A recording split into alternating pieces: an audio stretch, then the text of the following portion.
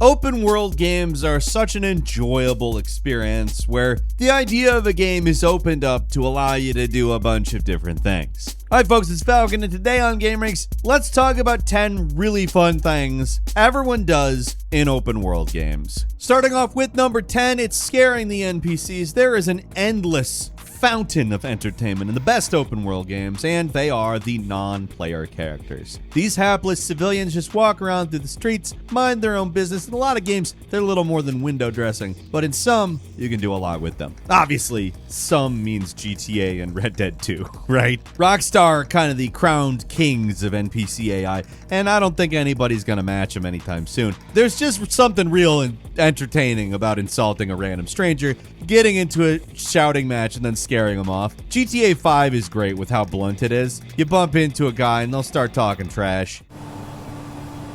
Why would you do this? Daddy, see, I hurt you. Lo siento. No lo vale. But the second you pull out a gun, they back down right away. I mean, give them a little credit, right? Red Dead is even more complex with its NPC interactions, and they're just as satisfying. Targeting some random dude and causing him to run off with their tail between their legs is pointless. It's not like gonna change anything, but it's very satisfying. Cause you look like a timid fella. I'm walking away. You the fella been picking on girls Help! around here? Stay away from me. No! Don't let it sour your milk, mister. Very satisfying in the badass cowboy simulator game.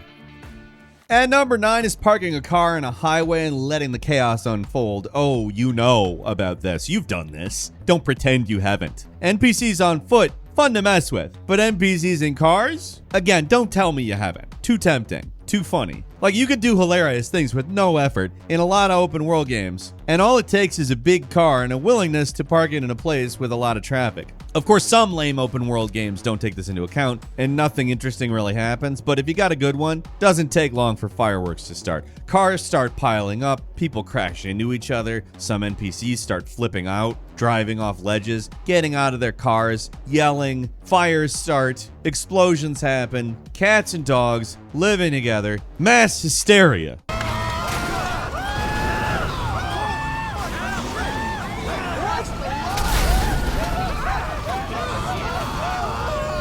Yeah, depending on the spot that you pick, you can really make some serious pandemonium. You don't even have to park to do it. Just creating a major traffic accident in general is a lot of fun in an open world game. Half the time, it's fun to just crash into things, period. Watching traffic chaos isn't something that everybody necessarily takes the time to do in an open world game, but it's all something we love to see. And number 8 is building something up and tearing it all down. In any game where there's building and destruction, there's just something extremely satisfying about building some amazing thing, then when you're done, blowing it to smithereens. Building elaborate bases in survival open world games is fun on its own, especially if you're a creative type, but to achieve true enlightenment, one must learn to let it go. I don't know why I picked that voice. I don't think that guy sounded that enlightened personally, but whatever. Point is, letting go means lots of dynamite. Blowing things up is a ton of fun on its own, but for some reason it's just better when you know the thing that you're destroying was built by you or your friends. Just don't go destroying other people's stuff. That's not cool. Sometimes it's just time to move on in games, and while you could abandon the place and come back later, you do have a bunch of dynamite that's just burning a hole in your pocket. Not necessary, but man, it's fun. At number 7, seeing how long you can survive in a 5-star wanted level. Most people who play GTA games don't meticulously go through the story and play every mission to completion, at least at first. You know what they do instead? They get into a car, immediately find the first cop they can see, bump into it, and drive away. Probably one of my favorite things to do with cops in GTA is, of course, the fist fight, just punching them in the face. They don't like that. But I'll also say that their response is usually not what I would categorize as self-defense. You ever seen some guy get in a fist fight with a cop and have a tank sticked on him in real life? Yeah, no, you haven't. But getting into these police chases and massive shootouts and surviving for as long as you can is never not fun in these games. And it's also such an easy way to blow off some steam. Eventually, you get better at surviving, and the police get tougher. In a lot of modern games, the wanted level system isn't that robust, so it's not necessarily quite as fun, but there's still joy to be had in evading the cops.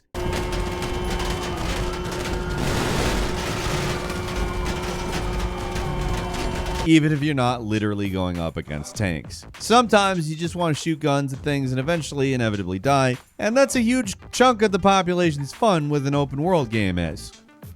And number 6 is robbing everyone blind. If you can steal stuff in a game, you better believe I'm clearing these places out. Doesn't matter if it makes the game super easy, unbearably difficult, or somewhere in between. If robbery's an option, it's gonna be option number 1. There's just something very satisfying about going into somebody's house or store in a game like Skyrim or Fallout and just clearing it out. It's fun to go into some villager's house in Legend of Zelda. Doesn't matter whether it's Link to the Past or Breath of the Wild. It's fun to go in there, smash a pot, take the rupees, and, more or less think about how funny it is that you just went into somebody's house, smashed a pot, and stole some money. It's also much more fun when the homeowner is in the same room while you're doing it and they just don't do anything. It's like, friend, are you stupid? Oh well, what are you gonna do with this money? I'm gonna use it to save the world. What are you gonna buy? Milk? In more difficult open world RPGs, it almost feels like a bit of a cheat, giving you access to weapons and equipment you wouldn't normally have access to or be able to afford. In some games, money's extremely tight, so stealing isn't just fun, it's kind of required, and it's fun every time.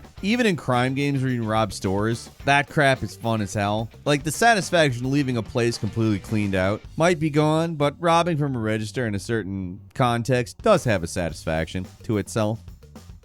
And number 5, climbing the tallest possible thing, then jump. It's just one of those fundamental things that every gamer is compelled to do. Like, this is stuff we're not going to do in real life. I'm not going to climb up on a mountain or a building or whatever just because it's tall and to see what it's like to fall off of. Duh. That's not something you can do in real life. So in a game where you can't experience the consequences, but you can experience some approximation of something that's basically impossible to do, you see something big, you're going to jump off it. That's how video games work. And I'm not making the rules here. That's just what happens. It can be a superhero game like Spider-Man or something more mundane. It doesn't matter. Even if there's no way you can possibly survive the fall, you're gonna do it anyway, right? What other choice do you have? Don't climb on the tall thing and jump off it? Why is the tall thing there then? Realism? Ha! I mean, that's probably why it's there, but I still scoff. Whether you just splat on the ground or have some kind of glider that lets you slowly descend down to Earth, it's just fun to jump off things in open world games, is it not?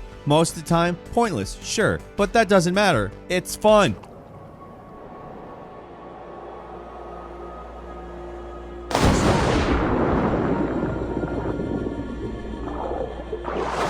And number 4, making NPCs into your playthings. Sure, fun to scare them, fun to rob them. We talked about that. But you know what's better? Being a diabolical freakazoid and making them into your own personal playthings. Open world games give you so many options to just be a total bastard. From relatively mundane joys of calling the police on a random passerby in Watch Dogs 2, to pushing people downstairs in Grand Theft Auto 4, to grabbing people and chucking them off cliffs in Saints Row 3.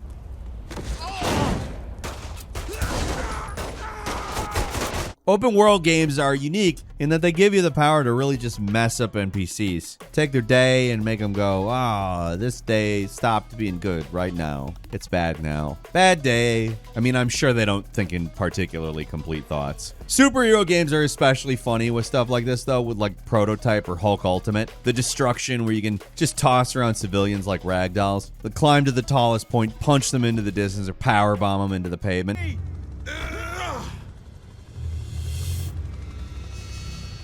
It's pointless, totally pointless, but come on, again, fun as hell. How can you not want to do this? And number 3 is experiment to do seemingly impossible things. Not very common, but some open world games really give you the tools to do some wild stuff. Breath of the Wild, Tears of the Kingdom, very obviously geared in that direction. Best games probably for that sort of thing. There's just so many ways to manipulate the world and do things that aren't really possible in other open world games. Using just a few powers and some lateral thinking, you could build a makeshift catapult with a board and a treasure chest. That's really impressive, but the most impressive thing is that it works. You drop a boulder on one side, you see Link go flying. Speaking of flying, possible to build your own makeshift flying machine using a little oversight. Normally you can manipulate an object you're standing on, which makes it so you can't just jump on a box and float away. But if the thing that you're standing on is in something, grab that, it'll still connect.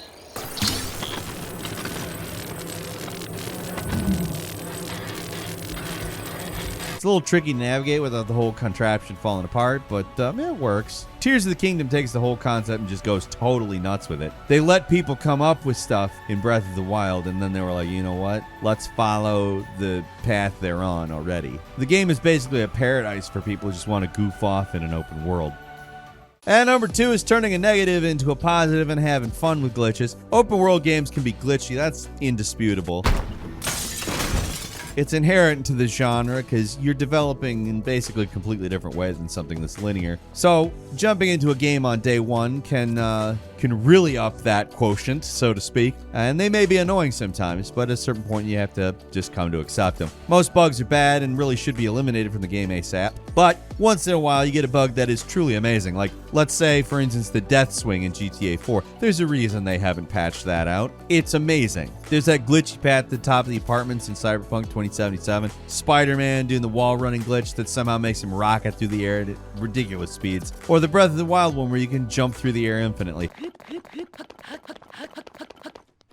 These are the good kinds of bugs, the kinds of bugs that people love and enjoy. It's not something literally that everybody does, but if you play enough open world games, you're gonna run into at least a few of these things, and why not, have your fun with them?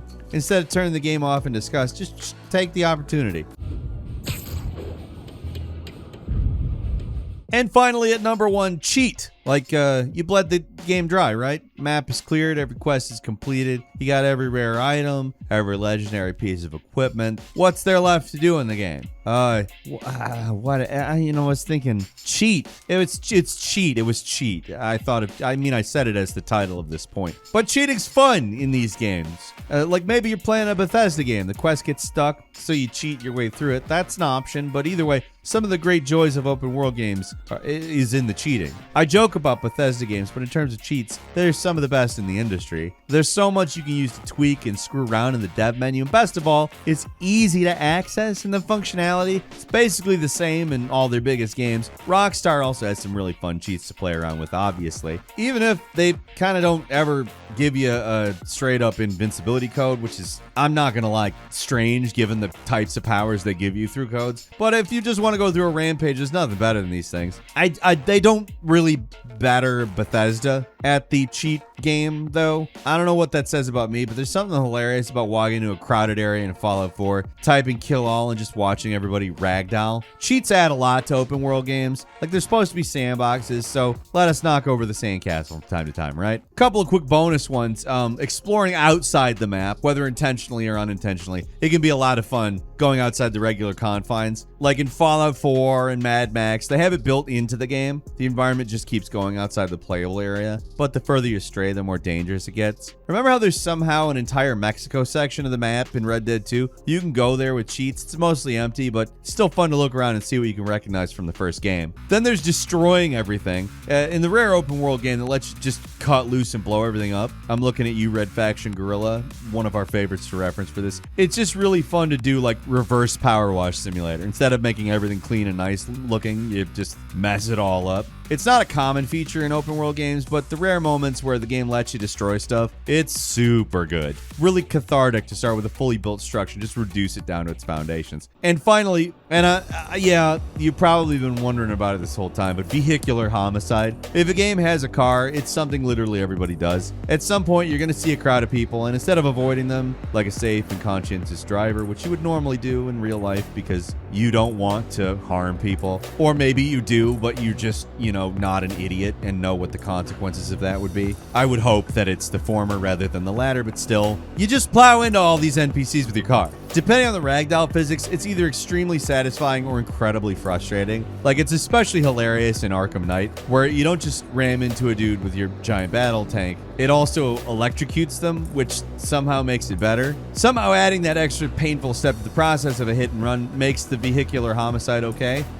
Thanks for the life lesson, Batman. That makes total sense. I get it. And that's all for today. Leave us a comment. Let us know what you think. If you like this video, click like. If you're not subscribed, now's a great time to do so. We upload brand new videos every day of the week. Best way to see them first, of course, is subscription, so click subscribe. Don't forget to enable notifications. And as always, thank you very much for watching this video. I'm Falcon. You can follow me on Twitter @FalconTheHero. We'll see you next time right here on gameranx.